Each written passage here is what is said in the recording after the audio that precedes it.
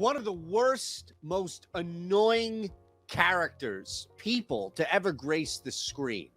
Ruined and forced so many people to have to re-explain season 2 of The Wire, which never needed any of that. It was a great standalone season of television. There was nothing ever wrong with season 2 outside of Ziggy. Ziggy was just so annoying. You just wanted to remove him. And it wasn't like an actor you hated that was doing really well on the show. It's just somebody who was just so annoying. Get him out of the picture. That's Nikola Jokic. That's the Western Conference right now. Nikola Jokic is Ziggy. Ziggy is Nikola Jokic. We have an opportunity on the Leans to Locks to open up on Sunday with what I hope will be a preview of the last two teams standing, if that's possible at all, with the playoffs, with the Phoenix Suns and the Dallas Mavericks. But here comes the Joker, and here comes Ziggy, and here comes all this shit trying to get in the way of it all. No. Give me my Suns. Give me my Mavs. Give me my thumbs up. Give me my subscribe here to the Odd Shopper channel, and let's dive in to the Leans and the Locks, see what we can find here. First play on the docket, it's Mavs hosting the Suns. Look, this is essentially a pick'em right now. Kevin Durant fully acclimated. You just saw the Mavs come off their game where both Luka and Kyrie dropped 40 apiece. I love this game. I love everything about this basketball game. I want to eat. I want to consume this basketball game. And I will at halftime. It's a standalone shot, which is an awesome thing, is it not? But I open up and I look at this game and I think, well, I don't need to find any crazy angle here. There's nothing outlandish that we can push. This is just my wire right now. This is my wire. And season 2 is a hell of a season. But you've got this cloud of Ziggy / Joker hanging over this game. And you're thinking to yourself, is that really going to be the case? Are they really going to be derailed? And we're going to have to watch boring-ass Denver in the Western Conference Finals. Let's hope not. But we open up with Dallas at home. Little lean here, but I'm going to take them on the money line. No reason to lean that 1.5 at home. I'm going to take Dallas mainly because DeAndre Ayton a little banged up. You're going to start to see him just take a little step back with Durant now fully acclimated. But we open up with the Mavs minus 120. All right, let's talk about DraftKings, right? Let's talk about what we can do here at DraftKings. Because I think if you're missing out, first off, there's a link below. It's going to take you 90 seconds to sign up. That's it, 90 seconds. And deposit $5 and only $5. Find the heaviest money line favorite you can find. Just whatever the heaviest money line favorite is and bet that $5. It's going to turn right away into $150 as soon as that money line wins, which that money line favorite will win because you found the heaviest favorite. So you have to be 21 or older. If you have a gambling problem, call 1-800-GAMBLER. And of course, you have to live in a state where you can legally place a wager. So sign yourself up, sign your mom up, sign your grandfather up, sign somebody as long as they're 21 or older up at the house so we can all move on. All right? That's all. Let's go to the Lakers game, which we will move on. Just take advantage of that DraftKings money. It's here for you. Jeez. Now let's take a look at this Lakers-Warriors game. It's 5.5, depending on where you're looking at it, right? Before we even get to the play here, I think my takeaway is not so much that Golden State has won without Steph, who's back today. I get it. Limited, probably, but who knows? I'm not going to push this and expect Steph to play 40 minutes. But you start to look at these wins that Golden State has without Steph Curry recently in this stretch. They're at home, and a bunch of them are come from behind wins. I don't think that even with the return of Steph Curry, you're going to get this onslaught of scoring. Steph's probably going to be limited in some capacity here, but the Warriors have been playing with fire recently. Yes, the end result is win. Can't argue that, right? The end result has been the Golden State Warriors are winning games. But in this case, Anthony Davis has a really strong opportunity now to show why he is being discussed and has been discussed as one of the top bigs in the NBA for so long. This is a chance now. Healthy, this is a chance. On the other side, look, the Warriors, I don't just buy that Steph Curry returning means it's an automatic victory here. If I'm getting 5.5 points, I'm taking it. And if I'm getting 5.5 points, I'm locking the Lakers up. Right away, early in the show, we go to our first lock, and that's the Lakers at home. Prime time for AD early in the day, plus 5.5 against the Warriors, who everybody wants to bet because Steph is back, and they've won all these games in a row. Not for me. We move on to Chicago. Chicago, I don't even worry about Chicago right now. I'm concerned about the Pacers. This is not a game that they just recently lost to the Spurs that you lose. You just don't. Not after you put together a mini win streak 2 in a row. You don't come back and lose a basketball game like that unless you're truly troubled. And this really is no longer about getting back healthy and just figuring this thing back to where you were pre-Halliburton injury, notably. This team is just bad, and they can't do much about it. And that's frustrating to see. They're not scoring. They're not going to score a lot. That return to dominance when you were talking about a Pacers team that scored, that's over, man. That is gone. So what's left? You've got a Bulls team that refuses to shoot threes. You've got a Pacers team that doesn't do much anymore, and they come off just a bad, just a horrific, just a fugly loss to the Spurs. They don't return fire. 150 points tonight? No, or today, pardon me. I think the better play is to go under 226.5 here and play into the fact that the Bulls are not going to get more launch than anybody. I mean, if anything, they're going to struggle to shoot from three. They always do. And the Pacers are just not worth our time. We move on. This Nets game has dipped a little bit.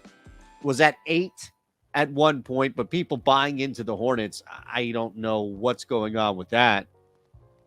Again, I'm looking at this game thinking, what am I really getting? Forget about who wins. What am I really getting right now? A Hornets team that's down a couple of key guys, Washington, like not looking good when you can't score. We just talked about a team that can't score, and they're going up against a team that doesn't shoot threes. So it doesn't look like so much you're going to get a concerted scoring effort from the Charlotte Hornets anytime soon, at least. Not Sunday at 6 o'clock Eastern on the road in Brooklyn. Nets, on the other hand, look, they come back. This was a big win that they just had, right? And we talked about that as far as them covering the spread. The bigger part was not covering the spread against Boston or winning against Boston. It was covering the spread in the sense of they were just being disrespected. It was too big of a number for a team that has talent. Bridges, Dinwiddie, they have some talent here. You add Cameron Thomas, like they're not awful. Cam Johnson, they're not terrible here. And I think that with enough time to just play together, you'll see that they're better than bottom feeders. Now, are they going to blow this team out of the water? Probably not, especially after what just happened where you had this huge living on cloud 9 victory over the Celtics. Most likely what's going to happen in this game is going to be an underplay. And that's why we'll go under 224.5 in Brooklyn. We'll lean it, but we think both of these teams are going to, look, Charlotte's not going to do much, and Brooklyn's going to be a little hungover. Emotionally hungover. I'll qualify that statement. Because of that humongous win against the Boston Celtics, which is tough to keep up, man. Makes sense. Tough to keep up. Let's go to Orlando here. The Orlando Magic are hosting the Portland Trailblazers.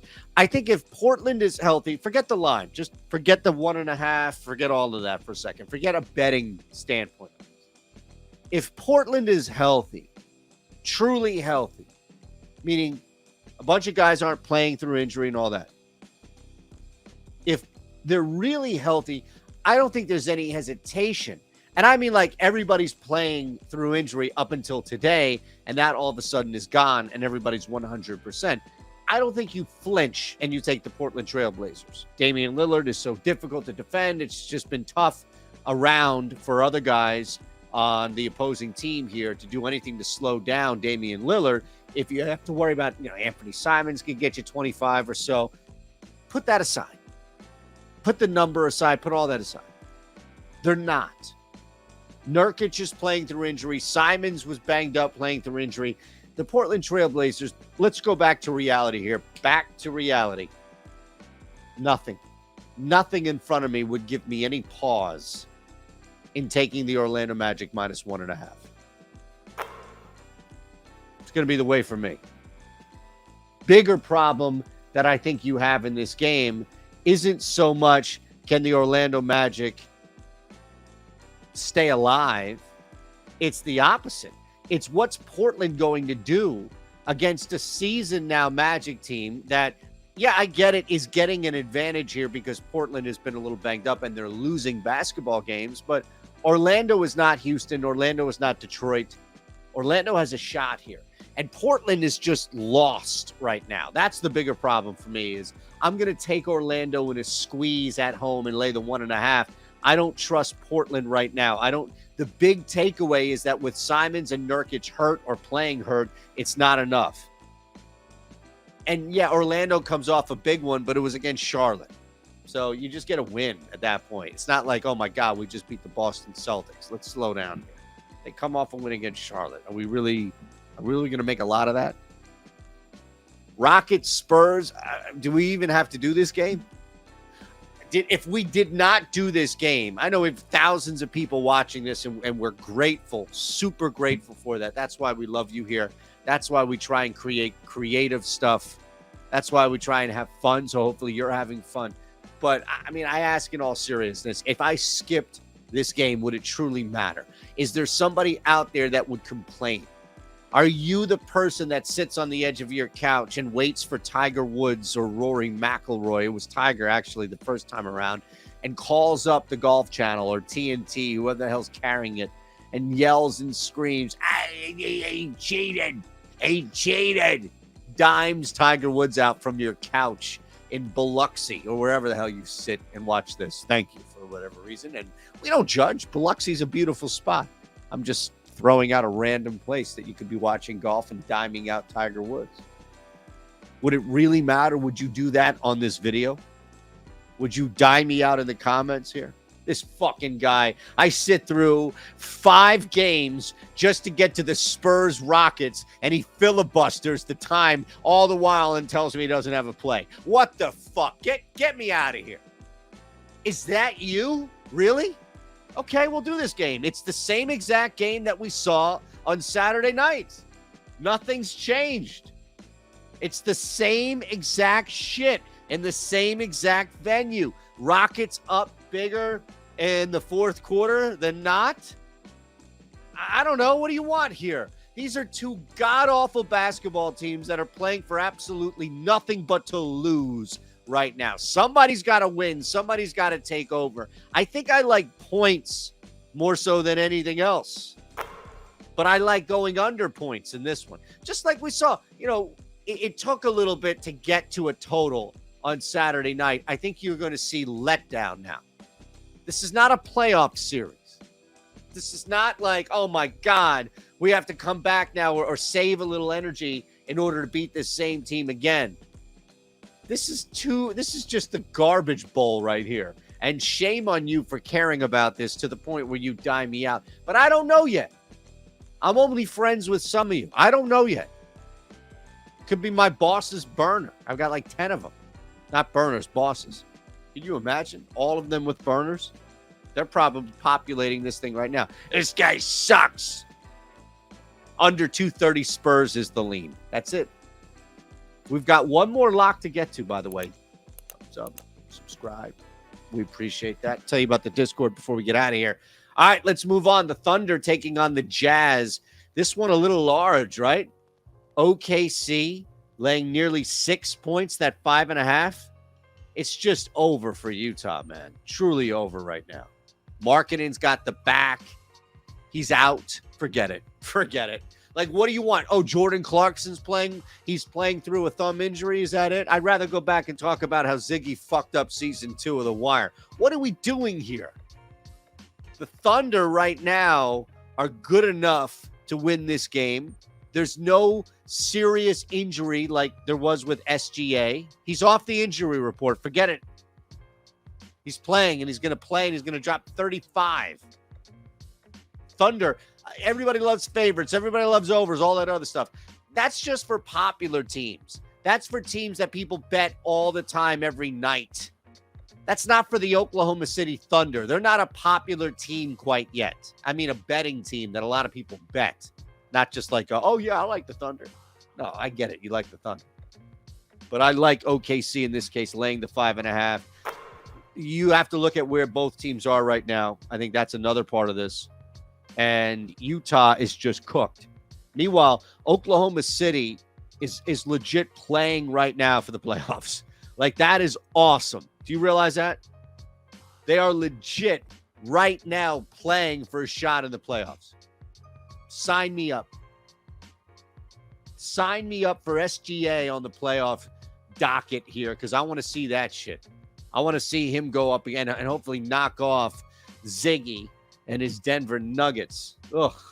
But I'll lay the 5.5 today, what have you, against a backless Utah Jazz squad, because they don't have Lauri Markkanen out there. It's not going to work for me. I'm not going to fall for it. 5.5. Oh, my God, that's too much. No, it's not. No, it's not. Wizards, that was a disappointing way to start the day for us since we had the Wizards on this video. What can you do? It was a shame.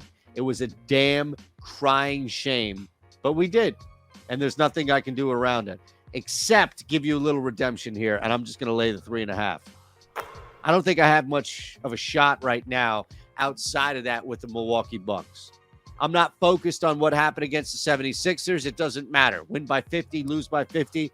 This is a Wizards team right now that we gave a little too much credit for. Now, granted, they were going up against the same team, same spot, all that.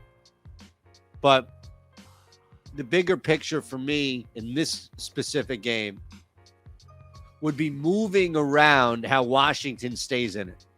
Milwaukee might be sitting. Milwaukee might be, at a point right now where you take advantage the second night back-to-back, and you can anticipate maybe it is Giannis. Maybe. But you cruise by for the most part. You start to extend a lead against Philadelphia.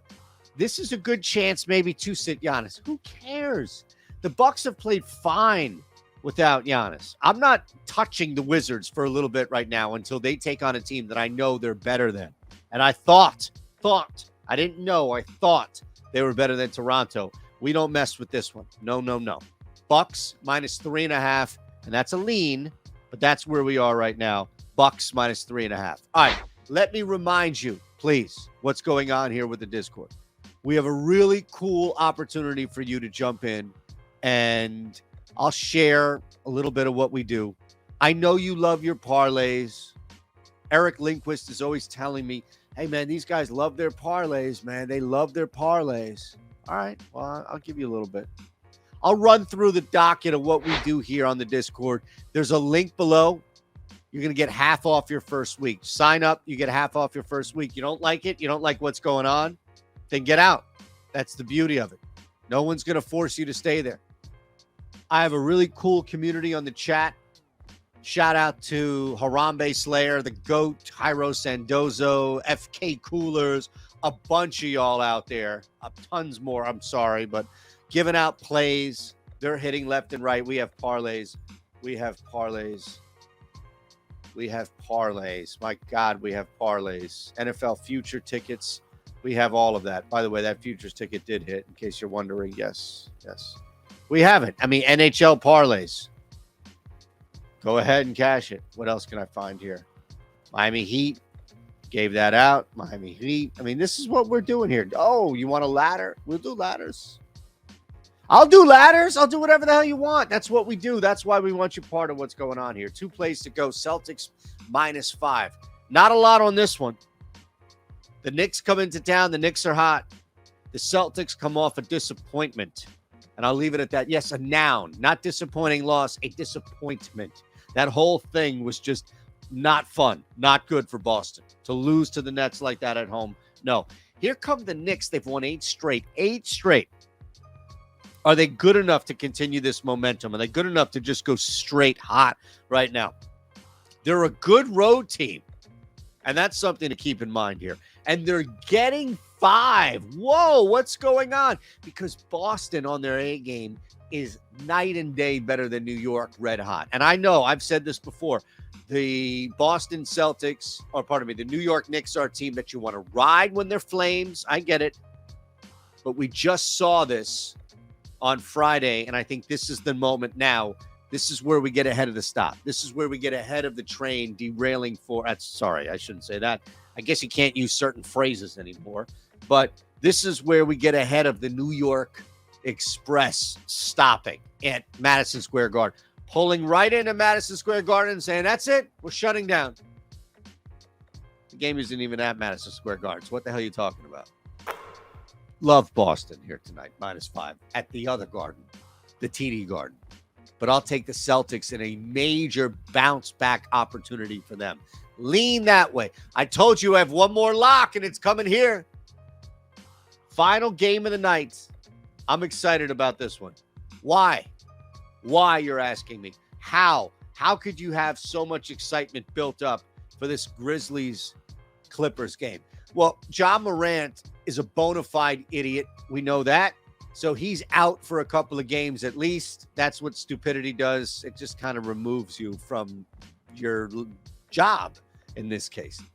Russell Westbrook, who so many thought was an idiot, who so many tried to pin troubles and all the other stuff going on here. Clippers are a 7-point favorite at home. Now, I'm not an idiot. I'm not going to jump on that just because Ja is out. Memphis is a good basketball team. Defensively, they're a prime basketball team. They've played well without Ja Morant this year, specifically. But in general, he hasn't been terrible. So what are you getting right now? You're getting a Clippers team that has seen defensive lapses, and that's probably putting it nicely, against a Grizzlies team that's losing a key cog for scoring. They can still get around it a little bit. Defensively, though, is what you kind of lean on right now. Memphis, I think you add the Ja Morant factor in here, and now it's like, all right, man, this team has to deal with this shit. Because I mentioned, well, they played well without Ja. Yeah, they did. That's with injury. That's not suspension or whatever the hell you want to call this thing. It's funny how you get a video of him doing something, but the apology is not a video. Whatever it is, he's out. And people are going to jump on the Clippers because they think, oh my God, no, I think the lock of the night here across the entire board is actually going under 228. Under 228 as the Clippers find a restored sense of value and purpose on defense and are able to hold this thing down. Give me the Clippers. Lock it up under 228.5 against a strong Memphis team. All right? Thumbs up, subscribe. We appreciate you. Hopefully you can enjoy season 1 and season 3 of The Wire clashing today, what have you. Take advantage of it. Fucking Jokic, man. I'm going to call this dude Jokic. I'm going to tell my kid now, this is Nikola Jokic. Thumbs up, subscribe. We'll see you.